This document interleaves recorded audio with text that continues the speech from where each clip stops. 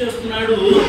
ఏమని మాట్లాడుతున్నాడు? అధిపతులారా మీరు నీతిని అనుసరించి నడుచుకున్నది నరులారా మీరు న్యాయమును బట్టి తీర్పు తీర్చుదురు అన్నది నిజమా? రెండు ప్రశ్నలు వేస్తున్నాడు. ఒకటి, అధిపతులారా మీరు నిజం మాట్లాడతారన్నది నిజమేనా? అబద్ధము చెప్పకుండా ఉంటారన్నది నిజమేనా? రెండో మాట, నరులారా తీర్పు తీరుస్తున్నారు కదా, అది మీకు ఎంతవరకు సమంజసంగా ఉన్నది అని మాట్లాడుతూ ఆ రెండవ వచనం అన్నాడు, లేదే మీరు హృదయపూర్వకంగా చెడుతనమును జరిగించున్నారు. చూడండి, ఒక దోషం చేసిన వాడు, లేకపోతే ఒక తప్పు చేసిన వాడు, లేకపోతే ఏదైనా ఘోరాతి ఘోరమైనటువంటి నేరం చేసినటువంటి వాడిని శిక్ష విధింపబడాలి అని అంటే ఈ రోజులో నిజమైనటువంటి శిక్ష విధింపబడుతుందా? ఒకసారి ఆలోచించండి. ఎవరైనా ఒక ఆడపిల్లను భయంకరంగా మరి పాడు చేస్తూ లేకపోతే చంపేస్తే ఇప్పటికీ కూడా జైల్లో శిక్ష అనుభవిస్తున్నారు తప్ప మరి ప్రాణానికి ప్రాణం తీరనటువంటి పరిస్థితి. రోజుల తరబడి, నెలల తరబడి, సంవత్సరాల తరబడి ఆ కేసులు నడుస్తున్నాయే తప్ప సరైనటువంటి శిక్ష. అందుకనే భక్తుడు మాట రాస్తూ ఉంటాడు, దుష్క్రియకు తగిన శిక్ష శీఘ్రంగా కలగకపోవటం చూచి అన్నాడు. తప్పు చేసిన వెంటనే శిక్ష విధించకపోవటాన్ని బట్టి జనులంట దేవుడంటే భయం విడిచి వారి ఇష్టానుసారమైన జీవితాన్ని వాళ్ళు జీవిస్తున్నారు అంటున్నారు. అధిపతులైనా నరులైనా ఎవరైనా సరే సరైనటువంటి మార్గంలో లేరు, సరైనటువంటి తీర్పు తీర్చే విధానంలో లేరు అని మాట్లాడుతూ ఎవరికి వాళ్ళు ఎలా ఉన్నారనంటే వారి హృదయపూర్వకంగా ఏం చేస్తున్నారంట? వారి హృదయపూర్వకంగా చెడుతనం జరిగిస్తున్నారు. అంటే మనుషుల యొక్క ఇష్టానుసారమైనటువంటి ఆ తీర్పులు తీర్చడం, మనుషుల ఇష్టానుసారమైనటువంటి న్యాయాన్ని తీర్చడం చేస్తున్నారు తప్ప దేవుని యొక్క గ్రంథం లేకపోతే దేవుని యొక్క విధి విధానాలు, శాసనాలు, కట్టడలు ఏవైతే చెప్తున్నాయో వాటిని ఎవరు కూడా పాటించట్లేదు అని భక్తుడు తెలియజేస్తున్నాడు. చూడండి, పాత నిబంధన గ్రంథంలో ప్రజలందరికీ దేవుడు ఏమి ఇచ్చాడు? ధర్మశాస్త్రాన్ని ఇచ్చాడు. అందుకే అంటాడు పంటికి పన్ను అని అన్నాడు. అంటే ఏదైతే చేస్తారో దానికి వాడు ఆపోజిట్ గా చేయడమే. నువ్వు కొట్టావనుకో ఎత్తోడు కొట్టడమే, అదే శిక్షకు ప్రతి శిక్ష, అదే శిక్షకు ప్రతి దండన, అలా ఉండేటువంటిది. కానీ యేసుక్రీస్తు హయాం వచ్చిన తర్వాత ఎవరు కొట్టినా సరే, ఎవరు తిట్టినా సరే దేవుడు ఏం చెప్పాడంటే క్షమాపణ కలిగి ఉండాలి. ఆ క్షమించడంలోనే వారికి మీరు శిక్ష విధించిన వారిగా అవుతారు అనే విషయాన్ని క్రీస్తు బయలుపరుస్తూ ఉన్నారు. కాబట్టి శిక్షా స్మృతిలో ఉన్నటువంటి ఏ శిక్షలు కూడా నేరం చేసిన వాళ్ళ మీద సరిగ్గా అమలు కావడం లేదు. ఎవరో ఒకరు తెలిసినటువంటి వారి ద్వారానో ఏదో ఒక రికమెండేషన్ ద్వారానే ఆ కేసులన్నీ జాప్యం అవుతూ ఉన్నాయి, లేకపోతే నీళ్లు గారిపోతూ ఉన్నాయి, లేకపోతే వాటిని పట్టించుకోకుండా ఆ కాలయాపన చేసే పరిస్థితులు ఏర్పడుతూ ఉన్నాయి. కానీ ఒకటి మాత్రం నిజం, మనుషులుగా ఏ నేరం చేసినా, ఏ తప్పిదాలు చేసినా ఈ లోకంలో ఉన్నటువంటి ఏ శిక్షల నుండైనా మనుషుడు తప్పించబడవచ్చేమో, కానీ దేవాది దేవుని యొక్క ఆ శిక్ష నుండి ఏ మనుషుడు కూడా తప్పించుకొనలేడు. దేవునికి స్తోత్రం కలుగునుగాక. హల్లెలూయా. ఆయన ఇచ్చేటువంటి శిక్ష నుండి, ఆయన ఇచ్చే న్యాయ తీర్పుల నుండి ఎవరు కూడా తప్పించ. ఆ తర్వాత వచ్చిన రాస్తున్నాడు చూడండి, తల్లి కడుపున పుట్టినది మొదలుకొని భక్తిహీనులు విపరీత బుద్ధి కలిగి ఉన్నారు, పుట్టిన తోడనే అబద్ధములాడుతూ తప్పిపోదురు. ఎప్పుడంట? పుట్టిన తోడనే. అంటే చిన్న పిల్లలుగా ఉన్నప్పుడే వాళ్ళకి ఏమవుతుందంట? అబద్ధాలు చెప్పడం నేర్చుకుంటున్నారు. తల్లి కడుపున పుట్టినది మొదలుకొని భక్తిహీనులు విపరీతమైన బుద్ధి. ఈ రోజుల్లో నిజంగా చాలా చిన్న పిల్లలు ఎంత ఆ జ్ఞానాన్ని కలిగి ఉన్నారో. మన డుక్కుగా వాడికి ఫోన్ ఇస్తే చాలు ఎంత గేమ్ అయినా ఆడుతూ ఉంటాడు. ఆ జ్ఞానం ఎక్కడి నుంచి వచ్చింది? ఆ తెలివి ఎలా వచ్చింది? చూడండి, చిన్నతనం నుంచే. అంటే బాలుని యొక్క స్వాభావికమైనటువంటి విధానము చిన్నతనం నుంచే ఒక జ్ఞానాన్ని కలిగి, తెలివిని కలిగి నడుస్తున్నటువంటి విధానం. తల్లి గర్భంలో పుట్టినది మొదలుకొని వారికి విపరీతమైన బుద్ధి కలిగి ఉన్నారు. పుట్టిన తోడనే వాళ్ళు ఏమొస్తుందంట? ఏం రాస్తున్నాడు అక్కడ? పుట్టిన తోడనే అబద్ధాలాడుతూ తప్పిపోతున్నారు. మరి ఇలాంటి స్థితిలో ఉన్నటువంటి వారు చిన్నతనం నుంచే ఒక భయంకరమైనటువంటి జీవితాన్ని జీవిస్తున్నటువంటి వారు పెరిగి పెద్దయిన తర్వాత ఇంకా అదే అబద్ధములతోనూ, ఇంకా అదే మోసం ఇంకా అదే కుట్రలతోనూ వాళ్ళ జీవితాలు కొనసాగుతూనే ఉంటాయి తప్ప సరైనటువంటి జీవితానికి వాళ్ళు రాదు. ఒక వ్యాపారస్తుడు 2 రామచిలకలు అమ్మాడు. ఒక వ్యాపారస్తుడు 2 రామచిలకలు అమ్ముతానికి పెట్టాడు. 2 మాట్లాడే చిలకలే. బాగా అర్థం చేసుకోవాలి. 2 చిలకలు కూడా మాట్లాడే చిలకలే. అయితే ఆ రాజుగారు వాటిని చూసి ఈ రామచిలకలు చాలా బాగున్నాయని చెప్పి ఆ రాజుగారు అమ్మే అతని దగ్గరికి వెళ్ళి ఆ 2 చిలకలు కొనుక్కొని తీసుకుని వెళ్ళాడు. ఇంటికి వెళ్ళాడు. ఒకవైపేమో ఒక రామచిలకని, మరోవైపు మరొక రామచిలకని చక్కగా పంజరంలో పెట్టి 2టికి జాంపళ్ళు అవన్నీ ఇచ్చి ఆహారం పెట్టి చక్కగా రెస్ట్ తీసుకున్నాడు. ఉదయాన్నే లేచిన వెంటనే ఒక రామచిలక ఆ రాజుగారిని చూసి గుడ్ మార్నింగ్ సార్ అన్నాడు. ఏమంది? గుడ్ మార్నింగ్ రాజుగారు అన్నాడు. 2వ రామచిలక ఏం మాట్లాడలేదు, సైలెంట్ గా ఉన్నాడు.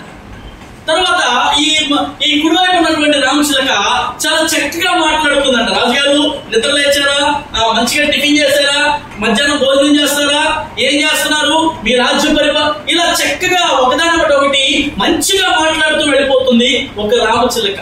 మరి 2వ రామచిలకని ఏంటి చేస్తావు, ఏం మాట్లాడలేదు, పెట్టినెళ్ళి తింటుంది కానీ ఏం మాట్లాడలేదు అని చెప్పి దాని దగ్గరికి వెళ్ళి నువ్వు మాట్లాడమంటే వారా నీతో ఏంటో మాట్లాడేది అని రాజుగారిని వ్యతిరేకంగా మాట్లాడడం ప్రారంభించింది, తిట్టడం ప్రారంభించిందంట. సరైనటువంటి మాట తీరు ఆ రామచిలకలో కనబడడం లేదు.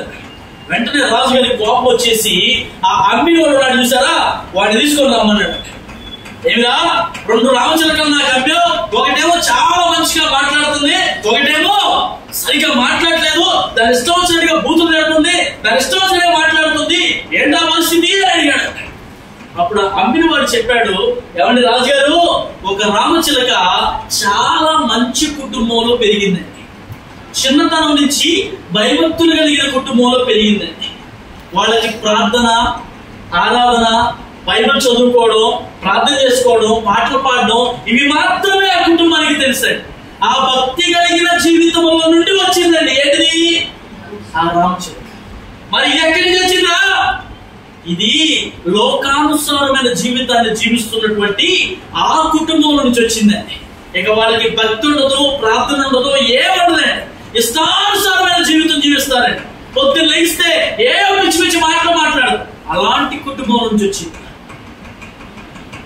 ఆ 2టిని చూసి రాజుగారు అనుకున్నారు ఇది మంచి చిలక కాదు అనుకొని దాన్ని వెంటనే బయటకు వదిలేశాడు. మంచిగా ఎదుగుతున్నటువంటి ఆ చిలకను, మంచిగా మాట్లాడుతున్నాన్ని తన అంతఃపురంలో పెట్టుకుని పోషించాడు. దేవునికి స్తోత్రం కలుగునుగా. దేవుడు కూడా అంతే. మన మంచి స్థితిగతులను చూసి దేవుడు ఆయన దగ్గర పెట్టుకోవాలని ఆయన ఆశపడుతూ ఉన్నాడు. మన భక్తి జీవితాన్ని చూసి ఆయన దగ్గర ఉంచుకోవాలని ఆయన ఇష్టపడుతూ ఉన్నాడు. అది ఎప్పటి నుంచి తెలుసా? తల్లి గర్భమున మొదలుకొని విపరీతమైనటువంటి బుద్ధి కలిగినటువంటి వారిగా కాదు కానీ, స్వాభావికమైనటువంటి బుద్ధి కాదు కానీ, దేవుని వాక్యం ఏదైతే నేర్పిస్తుందో, ఏమి నేర్పిస్తుంది? బాలుడు నడవవలసిన త్రోవను వానికి నేర్పము. ఆడు ఎప్పుడు తొలగిపోడు? బాల్యంలో తొలగిపోడు, కానీ పెద్దవాడినప్పుడు తొలగిపోతాడు. అందుకే కీర్తన గ్రంథం 119 రాస్తాడు, యవనులు తప్పక తొట్టిల్లుదురు. మరొక మాట అంటాడు, యవనులు ఖచ్చితంగా తొట్టిల్లారు. యవనులు దేని చేత తమ నడతను శుద్ధి చేసుకుందరు? నీ వాక్యము చేతనే, దానిని సరిగా చూచుకున్న చేతనే కదా అంటాడు. కాబట్టి బాల్యమందు నువ్వు ఒకవేళ చెడిపోకపోయినా, పాడైపోకపోయినా ఒక దశ అనేది ఉంది. ఆ యవన దశకు వచ్చిన తర్వాత ఖచ్చితంగా తొట్టుపడతాం, పడిపోతాం. అప్పుడు దేవుని వాక్యాన్ని మనము ఆసరాగా చేసుకోవాలి.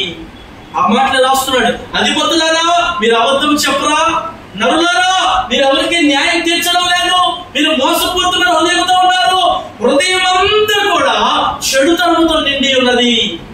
అందుకే ఆదికాండంలో రాస్తాడు, నరుల హృదయం అంట చెడ్డది, బహు చెడ్డది. ఆ చెడిపోయిన ఆలోచనలు కలగడం వల్ల దేవునికే సంతాపాన్ని కలిగిస్తున్నటువంటి వారు. ఎవరికి? దేవునికే బాధ కలిగిస్తున్నటువంటి వారు.